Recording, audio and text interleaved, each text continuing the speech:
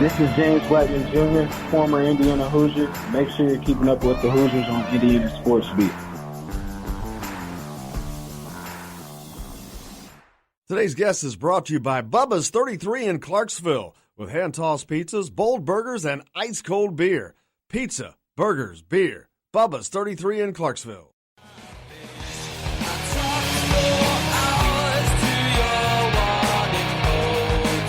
Welcome back to Indiana Sports Beat Radio. Of course, coming to you from the Golf Club and Eagle Point Studios here on this Friday, October 4th. We are deep into fall, man. Speaking of fall brew, Tom Brew's with us now from Sports Illustrated Indiana. Tom, how is it? I'm doing great, Jim. Happy Friday to you. It is definitely a nice, crisp fall morning. I'm liking it. So I love October. It's one of my favorite months of the year, and happy that it's here. Absolutely. Lots of Oktoberfest celebrations will be going on that hopefully we can participate in all of them, just for a civility standpoint, of course. But here on this Happy Friday, the day before Hoosier Hysteria kicks off tomorrow at 4:30 out at Simon Scott Assembly Hall. Basketball's here already, man. It's a little sooner than most seasons, but it's here, man.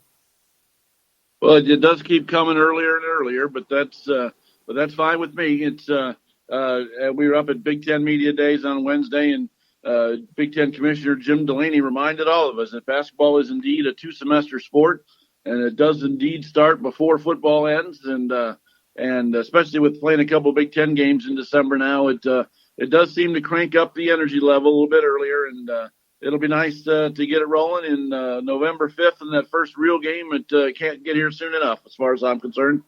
5 weeks away.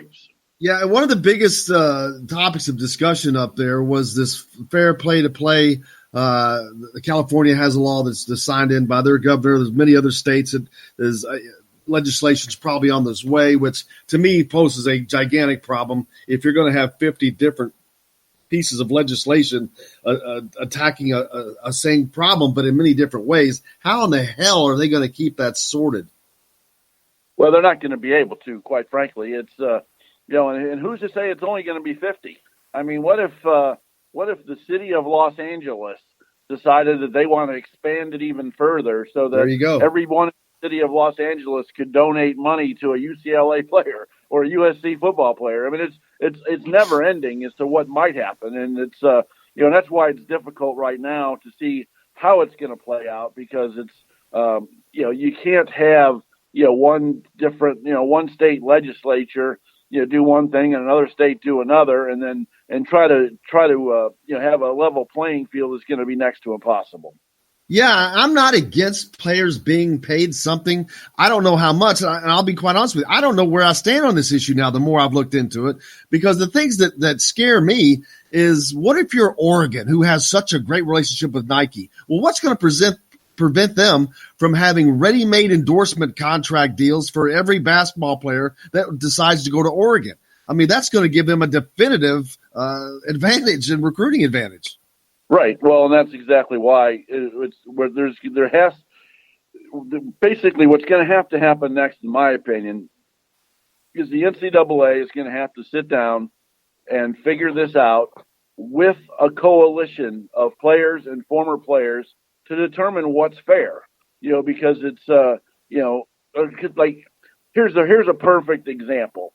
If Cody Zeller wanted to, when he was at Indiana, wanted to sell Indiana jerseys with his name on the back of them and keep the money, he could have done that under this new law. If this was an Indiana state law, he could have done that. If Yogi Ferrell, wanted to go speak at a banquet and get paid $1,000 for being there, he could do that. If they all wanted to get together and do an autograph show, and in the state of Indiana basketball players can do that anytime they want. They can make all sorts of money. If they wanted to spend their Saturday signing autographs in Jasper, Indiana for $10 a pop, people would be lining around the corner to have it happen. So that's the biggest question now is that, should they be allowed to do that? And, and I think, a lot of people are like, hey, why not? What's it hurt? But the biggest thing always has been, like, how do you keep it level? And it's like, because it's, it doesn't, Phil Knight and Nike isn't the only big corporation with a lot of money and a lot of ties to places. I mean, it's the same thing everywhere else. I mean, every school has big boosters. Every school has a way to, to funnel. If there was a legal way to funnel more money to players, they would do it. But then where do you draw the line? I mean, obviously, basketball is different because you're only talking about 12 or 13 kids. You could see their smiling faces all the time. There is name and face recognition for all of them. But football is completely different. That's like, when we talked earlier this year about Indiana putting their names back on their football jerseys, I have no problem with that. Quite frankly, I have no problem with Indiana putting names on the back of their basketball jerseys at some point either. I mean, it's fine at Duke, it's fine at North Carolina. Why do we have to be any different? Truly, I mean, why do we have to make such a big, huge deal of that? And if and that's all part of it. And it's like, how many football players could make money with their likenesses on the side? At Indiana, I don't know, maybe 5 or 6 at the most. And it's like, and so then what kind of problems does that cause in a locker room? What do you do with Michael Penix, getting paid $2,000 to go speak somewhere, and he's got to sit next to his offensive lineman who won't make anything, So it's, it's a huge can of worms, and that's what has always been the problem is like who negotiates for the players, because there is no players union, there is no organized national collective group that can negotiate with the NCAA or lobby Congress for certain rules in certain ways. There's just no organization to it. So that's where a lot of times the players get left out of the conversation anyway. So it's going to be a real mess, but thankfully it's 3 years down the road. So it's hopefully there's plenty of time to figure it out. Yeah, hopefully so. Hoosier Hysteria comes Saturday. Like I said, first live look for the fans in Indiana's basketball team this season. We just met with some of the players and many of the Big Ten coaches this past Wednesday, as you mentioned, up in Chicago. Big Ten basketball media. Any special that caught your attention? Oh, are you there, Jim? I'm losing you. Are you there? Yeah. Yep. We're still here. Okay, now I hear you. Yep. Was talking about Hoosier Hysteria coming up. We just got back from Chicago, like you mentioned, Big Ten Media Day. Anything jump out of there that caught your attention last Wednesday? Well, what I was, one of the joys of Media Day like that is to be able to catch all 14 coaches and to catch players from a lot of different teams. And, what really stands out to me is, a lot like last year, the depth of the league is really, really good. There's just really not a lot of bad teams in the Big Ten, so it's going to be one of those things where every night is going to be a challenge. We talked a lot with a lot of coaches about the 20-game schedule and kind of what that means. And, Tom Izzo said it best to me when I was talking to him. He says, when they went from 16 games to 18, he said it felt a lot more like they were adding like 4 or 5 games instead of 2 just because of the grind. And then when they went from 18 to 20, it was sort of the same exact way. And it's just, there's no chance to catch your breath in this league. And, I think as Indiana people, we noticed that last year, when we went through that streak of losing 12 out of 13 games, the hardest part of all that was, there was no easy game to play to end that. It was one tough team after another. And, if you're not at your best, you're going to lose. And, and there's a lot of returning, I was really surprised that, looking at it, there's a lot of returning stars in this league as well. Obviously, Michigan State's got a bunch, Illinois, Michigan, they got a bunch. It's going to be a very good, fun, competitive league. And, I'm looking forward to just being back around it and, and getting out and about around the Big Ten again. And, I'm fully expecting, 5 or 6 teams at least to be in the top 25 poll when it comes out. I'm fully expecting 7 or 8 or more teams to make the tournament. And we'll see if Indiana's going to be one of those. I tend to think they are right now, but I certainly need to see them play, but like we all do. Yeah, one of the things that you mentioned as far as returning stars, one team that does not have a quote-unquote star would be Indiana. They're a team that is very evened out, I think. You got players across the board. Of course, Devontae Green is expected to be the headline scorer, but you don't put him in that star category, I don't think. So this is a rare year for Indiana that they don't have that quote-unquote star player. Yeah, but maybe that's a good thing, because like last year, obviously they had a star player in Romeo Langford, and we saw how that turned out. It's like it was a very difficult adjustment, for all of his teammates to figure out how to play with him. I think the coaches had an even more difficult time trying to figure out how best to utilize him and the rest of the team. And it was, that whole star power thing. Maybe it's, you obviously want to have the best players you can have, but, it obviously didn't work last year. So it's, I think, this team, I think, is going to be very balanced. It's going to be one of those teams where there will be different leading scorers every night. I can see Devontae Green leading his team and scoring a lot of nights, but I can see Rob Finney on nights where he's got an attack in the basket, could be a leading scorer. I'm really curious to see, too, like how well Trace Jackson Davis can score at this level, because I think he's got the potential, to be that kind of guy who can put up some big numbers on certain nights, too. And, and then we'll see. I think overall, if they're a better three-point shooting team, that'll help. I like that they have more interior players now and that they can rotate in and out a little bit and play in different ways. They've got a bunch of guys who can play the 3 or the 4, or the 3 and the 2, where this team can really be versatile in regards to playing big or playing small, or maybe wanting to push the ball a little bit more, move the ball a little bit more. I think they can match up better with people this year than they did last year because I think the bench is deeper. Yeah, Justin Smith to me is a guy that has to step up this year. He showed flashes of it last year in the game against Michigan State. He was leading scorer.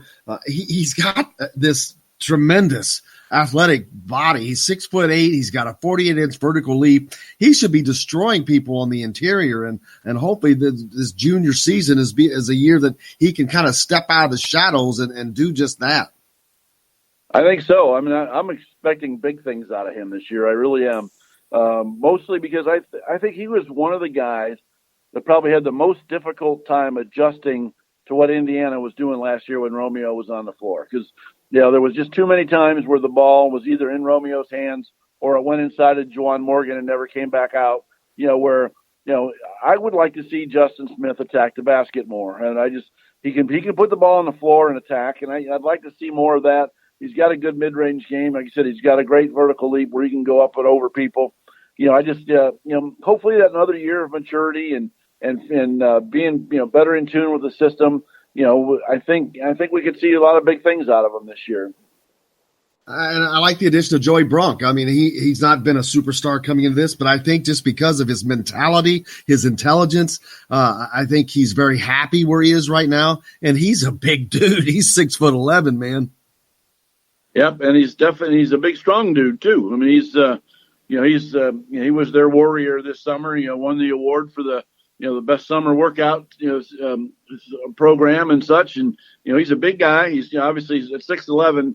He's got some long arms too, and he's solid in there. And I think he'll certainly help a lot.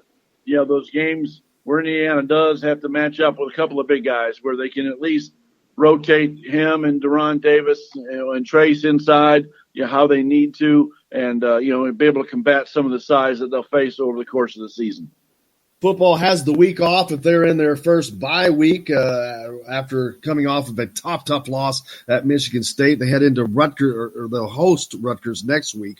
But this gives this team time to heal up a little bit, gives Michael Penix more time to heal if he needed it, because he looked fine against Michigan State. But, man, I think Indiana is going to be one of the most dangerous teams coming out of this bye, because if they get time with Michael Penix running the offense and they can get their timing down even better, more so, I think they are going to be a very, very dangerous team.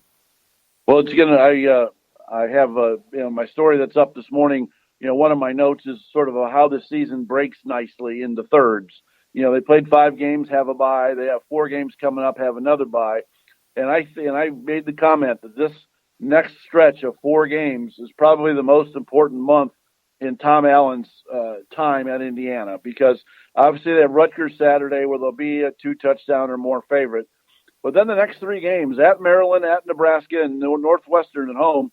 I was talking to a Vegas insider who works at one of the sports books out there, who basically said all 3 of those games are going to probably wind up being pick'em games, where it's a coin toss. It's a 50-50 thing.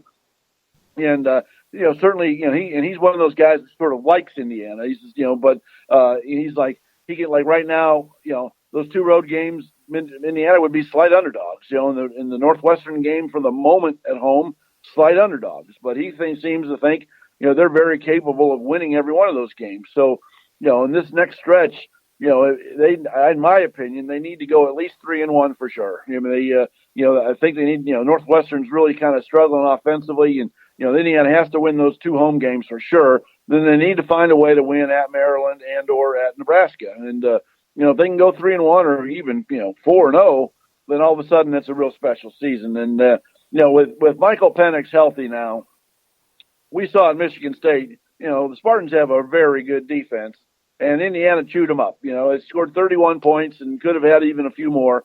Some of those long balls that we know are going to connect at some point, they were so close on. The Vegas guy said, he can see Indiana rolling out and going out and scoring 40, 50 points a game this next month too. And so that's the king. But, this defense has just got to step up and play better, and hopefully a week off, getting their legs back and getting more stuff on film and working on it, where they can make that happen. It's going to be a real interesting stretch here this next month, and I'm really looking forward to it. Yeah, I was uber impressed with Michael Penix coming back off of injury, but his first start on the road in the Big Ten in East Lansing and that performance he put on, that dude, he has no fears. And I think that is going to make Indiana partly what will make them so dangerous. He's not afraid. He's very confident in what he's doing, and I think that confidence just continues to spill over to the rest of that offense. Absolutely. And, the one thing that I really liked, too, about that Michigan State game was I was very happy with how Kalen DeBoer game planned it. Michigan State was giving him that short stuff, and he just kept on taking it. It was amazing to me how open Whop Phillier was all day long, and they never adjusted to it. So Indiana didn't bother adjusting either. They just kept throwing the ball to him, and he had 10 catches and was dangerous and, had a couple touchdowns and, had a great game. And what I like most about Michael Penix back there, like you said, Jim, he's just as cool as can be. And he doesn't ever, he doesn't force things, which for a redshirt freshman is really something. I mean, I think he learned a lot from his mistakes in game one against Ball State, and we didn't see any of that Saturday. And he was under duress a good bit too. And he made a lot of good throws under pressure, and that offensive line, really held up pretty well against a great defensive front. So, I'm not worried about this team scoring a whole bunch of points the next month. That's for sure. Absolutely not. Where can they find all your stuff, Tom? Well, the switch is now on, so we're a full bore Sports Illustrated site now, so it's easy to find now. It's just si.com and /college/Indiana, and it's all right there. And my sister sites around the Big Ten are all on there too. Michigan State, Michigan, Penn State, Ohio State, Purdue. Anybody wants to read about other Big Ten stuff, they can go there. And then we're going to start to collaborate more. And we just had a meeting yesterday about when basketball rolls around, really sharing a lot of stuff and doing it big. So it's all Sports Illustrated now. And even when you're on the si.com website, when you click that team page, sends you right to my Indiana site. So it's going to be great, and really looking forward to the changes, and already seeing a nice uptick in advertising. So it's a wonderful thing. So we're happy to do it, and we're looking forward to a big run with football and basketball here going forward. All right, Tom, we'll see you at the Hoosier Stereo on Saturday. Thanks a lot. Sounds good, Jim. We'll talk to you soon. Hey, thanks for listening to the rebroadcast from today's edition of Indiana Sports Beat with Jim Coyle, the only daily show dedicated to Indiana University athletics. You can catch us live each weekday on IndianaSportsBeat.com, TheDailyHoosier.com, GrowingTruth.com, or go to Spreaker.com for live notifications. Yeah, that's speaker with an R, SPREAKER.com. You can also catch the entire show any place you listen to a podcast, iTunes, iHeartRadio, Spotify, Google Play, etc. You can find and follow the show on Facebook or follow me on Twitter at Jim Coyle ISB for complete coverage of the Indiana Hoosiers. Thanks again. I hope you have a great day. I'm Jim Coyle, and I will see you on the radio.